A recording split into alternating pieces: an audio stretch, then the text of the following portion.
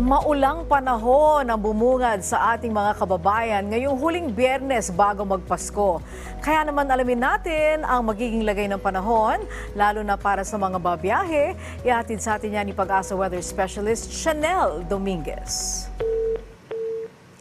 Magandang hapon po lahat. So ngayon, yung low pressure area na nasa labas po ng ating Philippine Area of Responsibility, yung trough nito or yung extension ay patuloy na nakakaapekto dito sa may Kalayaan Islands. Kaya asahan natin na makakaranas sila ng maulap na papawirin na may mga kalat-kalat na pag-ulan. Samantala yung shear line ay patuloy na nakakaapekto dito sa eastern section ng Luzon. Kaya asahan din natin na makakaranas din ng maulap na panahon na may mga kalat-kalat na pag-ulan dito sa mainland, Cagayan, Isabela, Aurora, Quezon at Camarines Norte. Yung northeast monsoon naman natin ay patuloy na umiiral dito sa northern at central Luzon.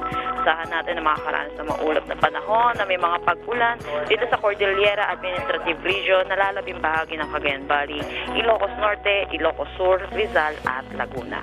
Asahan natin ang bahagya hanggang sa maulap na papawirin na may mga pulupulong mahihinang pag-ulan dito sa Metro Manila, Ilocos Region, Central Luzon at nalalabing bahagi ng Calabarzon.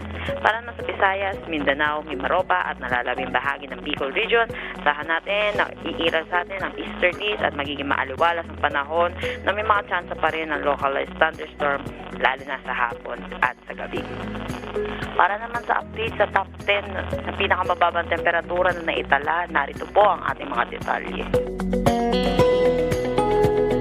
Para naman po sa update sa ating mga dam, narito po ang mga detalye.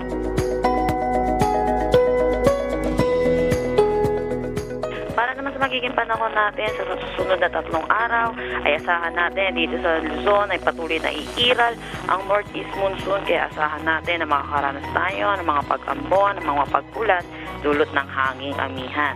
Para naman sa nalalabing bahagi ng ating bansa dito sa Visayas at Mindanao, asahan naman natin na magiging maaliwalas ang panahon, dulot ng easterlies, pero hindi mawawala ang mga tsansa ng localized thunderstorm, lalo na sa hapon at sa gabi.